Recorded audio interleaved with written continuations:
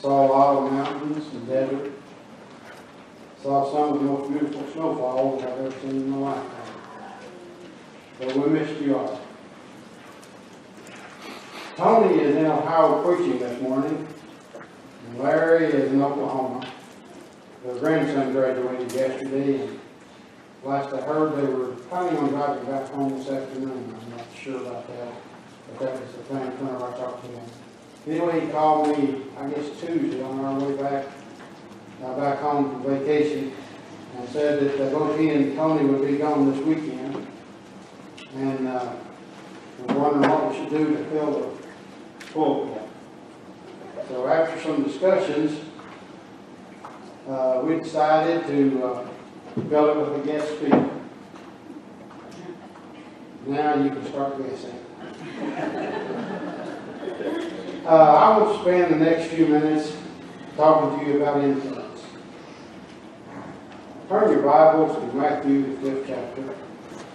Keep them open there because we're going to be looking at several passages throughout the lesson this morning. Matthew, the 5th chapter, beginning in verse 1. And seeing the multitudes, Jesus went up on a mountain, and when he was seated, his disciples came to him.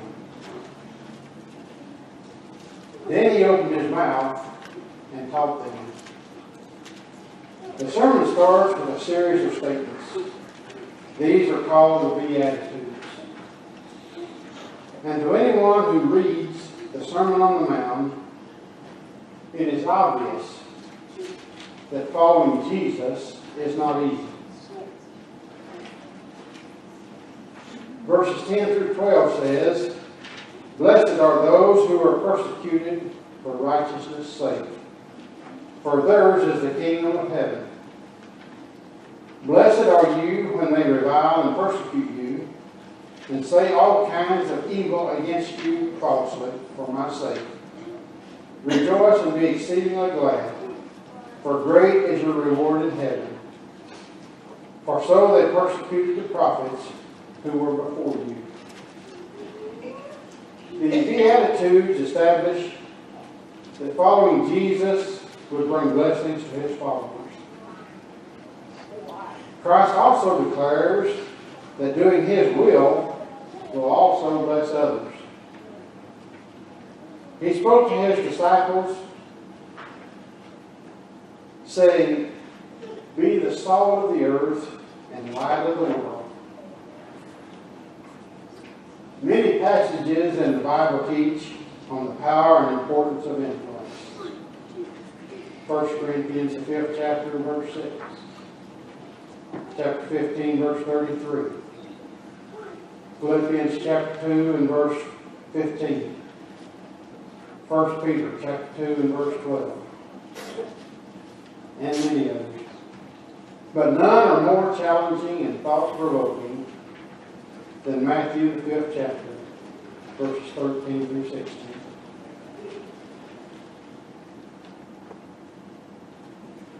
Turn your Bibles to Matthew, the 5th chapter. And let us read verses 13 through 16 together. You are the salt of the earth. But if the salt loses its flavor, how shall it be seasoned? It is then good for nothing, but to be thrown out and trampled underfoot by men. You are the light of the world. A city that is set on a hill cannot be hidden. Nor do they light a lamp and put it under a basket, but on a lampstand. And it gives light to all who are in the house. Let your light so shine before men, that they may see your good works and glorify your Father in heaven. Salt and light are two of the most common elements on earth. Go anywhere in the world, and you will find salt and light. They were just as common in Jesus' day. And as a boy, Jesus would have seen his mother, whenever she cooked, salting the meat. And And then each evening he would sing her louder lamp. And as ordinary as they were, Jesus used salt and light to give Christians one of the greatest compliments and set forth some of the greatest challenges. Christ outlines the type of character required to be his disciple. Then he says, "You are the salt of the earth. You are the light of the world." This is perhaps the greatest passage in the Bible on the power of Christian influence. Salt and light were and still are very important. Life cannot be sustained without salt and light. The physical body requires salt to function. And the physical life cannot exist without light. If the sun were suddenly extinguished in a matter of hours, our planet would be covered with ice. When Jesus said that we as Christians are salt and light, he is saying that we are extremely important, that his purposes cannot be accomplished without us. When Jesus said, "You are the salt of the earth," his words were a compliment.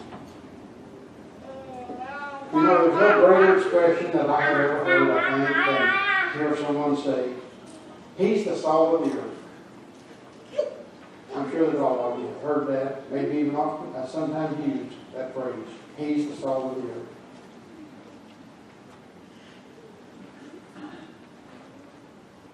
Jesus did not address this tribute to the Jewish religious leaders, to the Roman senators, or to the Athenian philosophers, but it was to his listeners. Farmers, fishermen, merchants, and their wives and children. He praised what the world calls ordinary people. Salt was valued in Jesus' day. It was often used as a medium of exchange or to pay wages. When Jesus said, "You are the salt of the earth," salt had value. So what does this say about the earth? Well, it says that the earth has no real value. And what does it say about Christians? It says that Christians do have worth, value, and that the only importance that the world has comes from the presence of Christians. If you are a Christian, you're valuable in God's eyes. One of the uses of salt is to flavor food. In Job, the 6th chapter, verse 6, ask, "Can something tasteless be eaten without salt? Or is there any taste in the white of an egg?" And then in verse 27, Job pronounces, "My soul refuses to touch them. They are as loathsome food to me." Probably the most important use of salt in Bible times, and which gave it its greatest value, was its use as a preservative.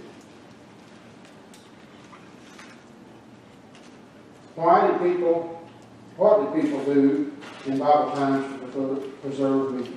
No refrigerator, no freezer. What did they do? They rubbed salt into their meat. Fishermen packed their fish in salt. It wasn't that people loved the taste of salt that much, but they had to salt their meat if they didn't want it to spoil. and remember butchering hogs. A lot of work on that.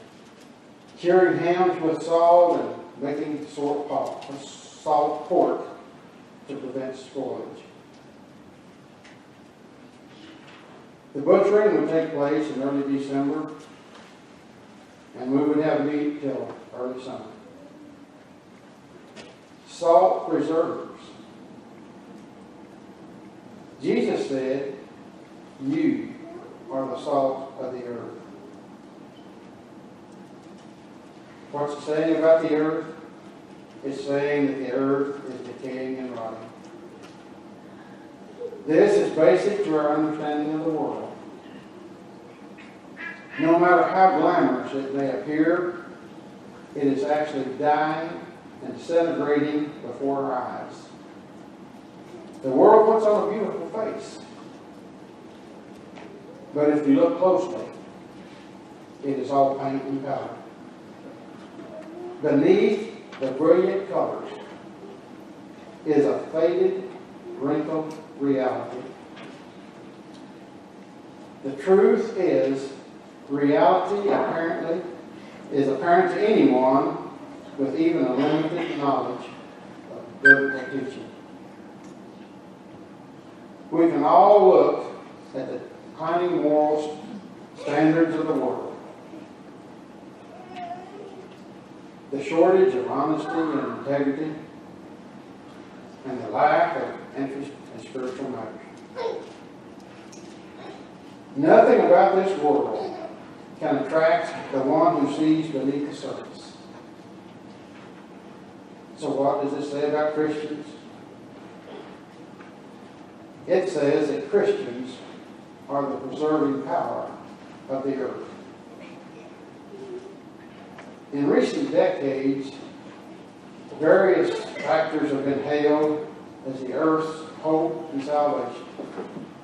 Science, education, psychology, psychiatry, technology, social reform, legislation, better living conditions,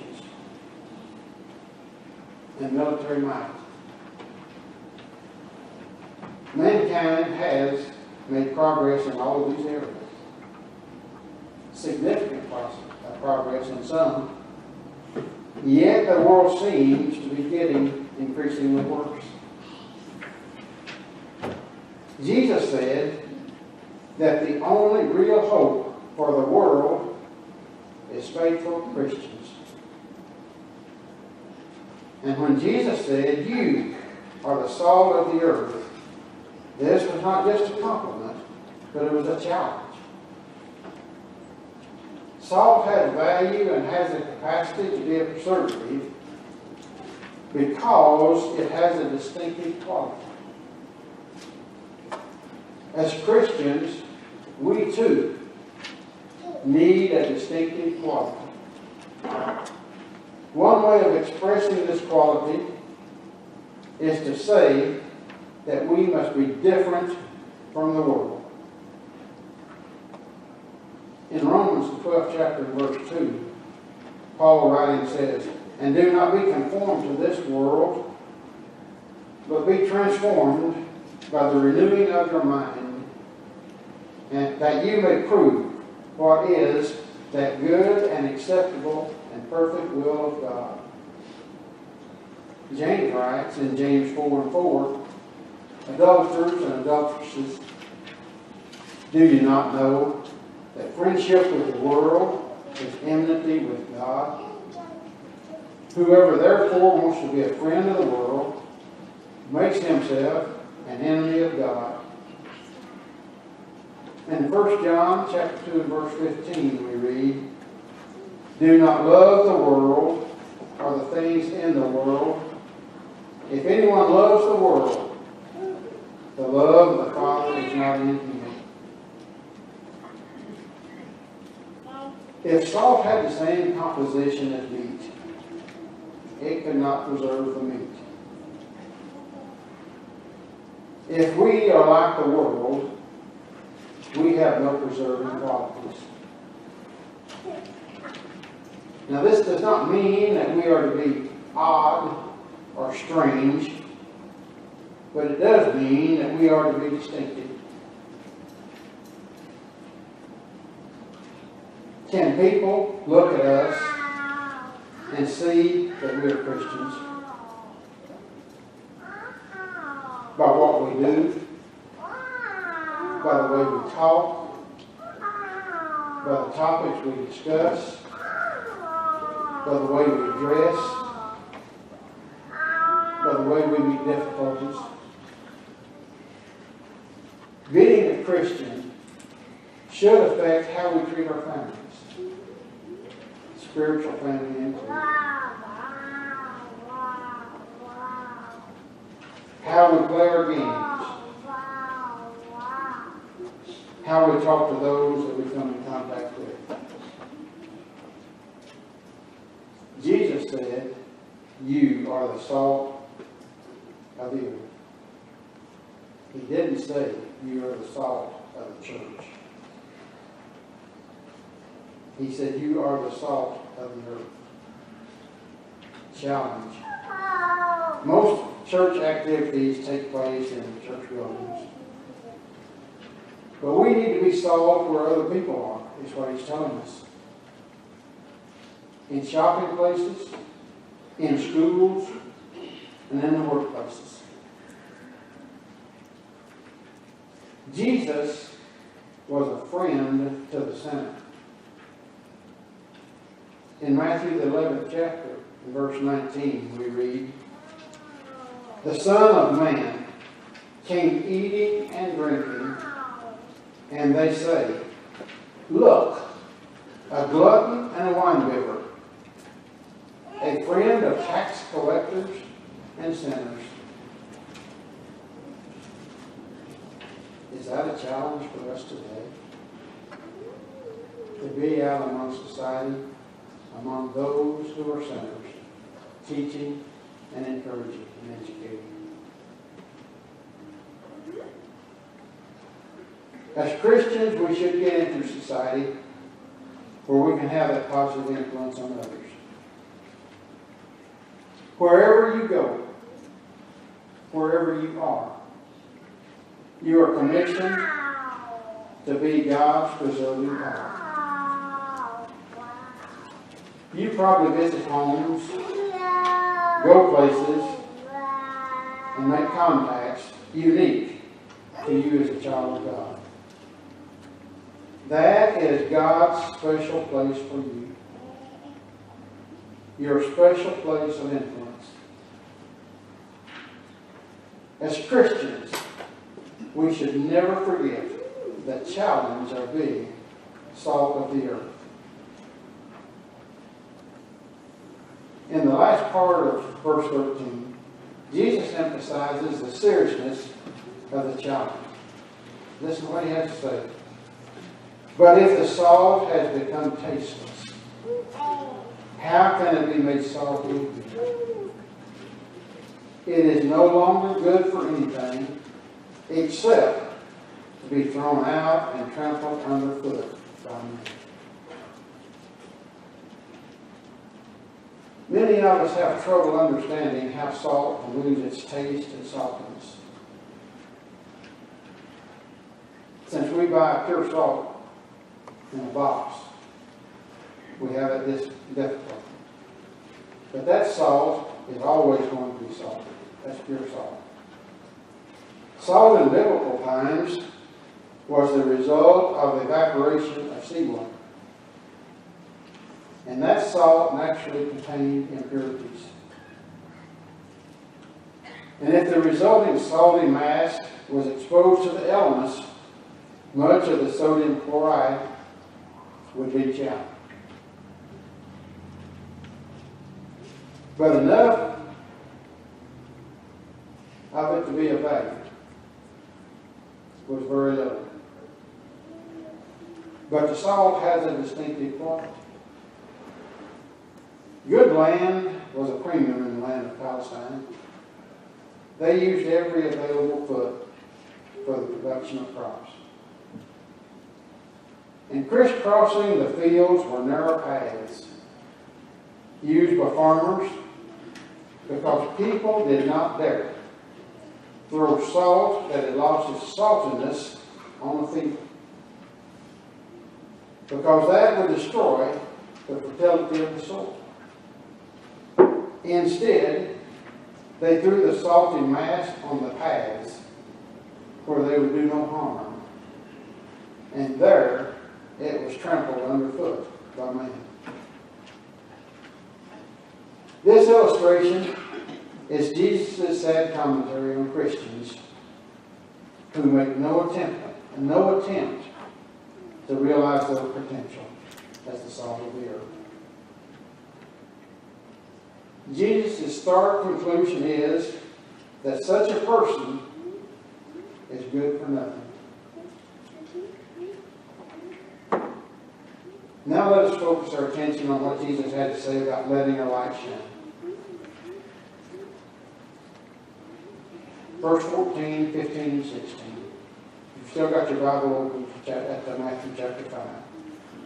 You are the light of the world. A city that is set on a hill cannot be hidden. Nor do they light a lamp and put it under a basket, but on the lampstand, and it gives light to all who are in the house. Let your light so shine before men that they may see your good works and glorify your Father in heaven. These words tell us, as Christians, we not only participate in God's plan and purposes, but to some extent, we share in the characteristics of God and Jesus. 1 John chapter 1 and verse 15 says, God is light.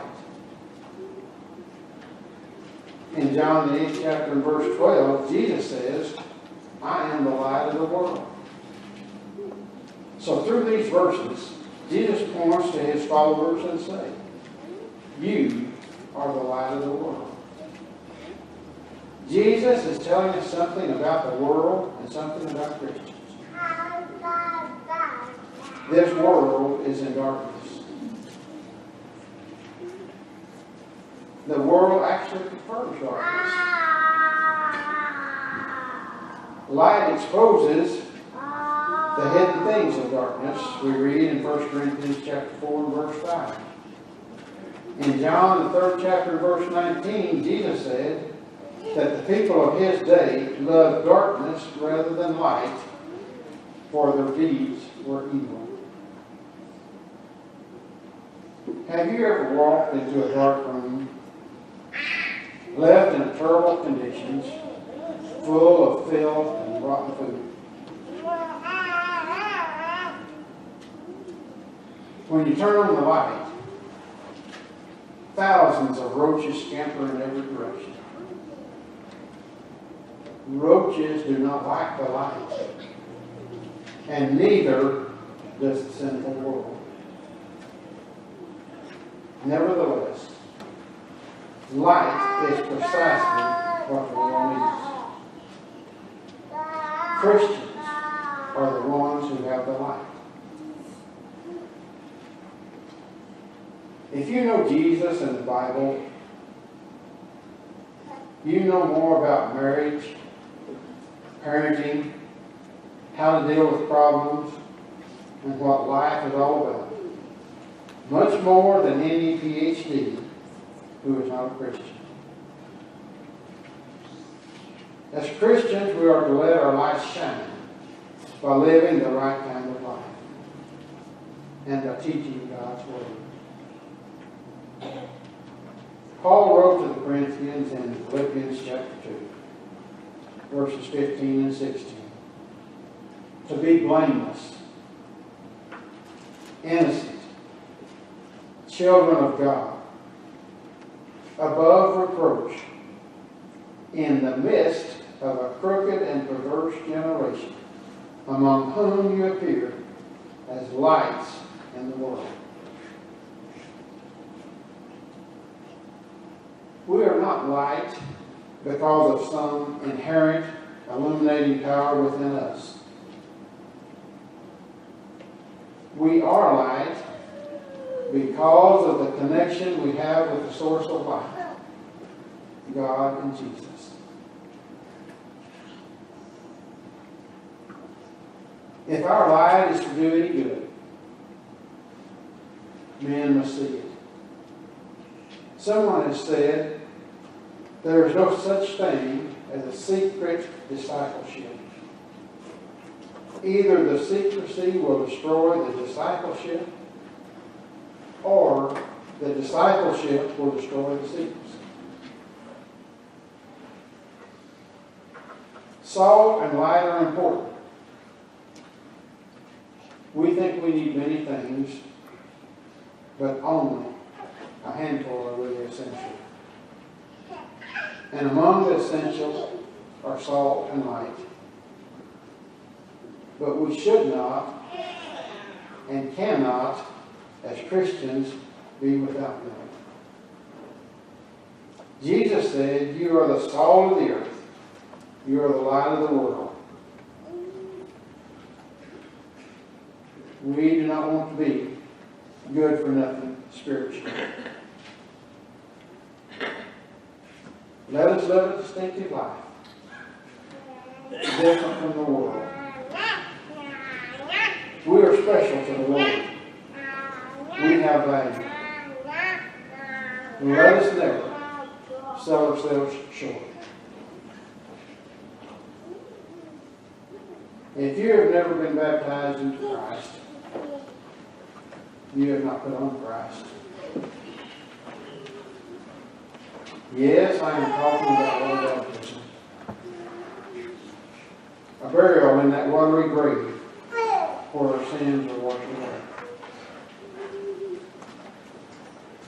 Not the doctrine of baptism devised by Satan, the liar, and believed, taught, and practiced by men today. The doctrine of sprinkling and baptizing infants can be substituted and will be acceptable to God. Listen to what Paul had to say to the Roman Christians in Romans 6th chapter, beginning in verse 3.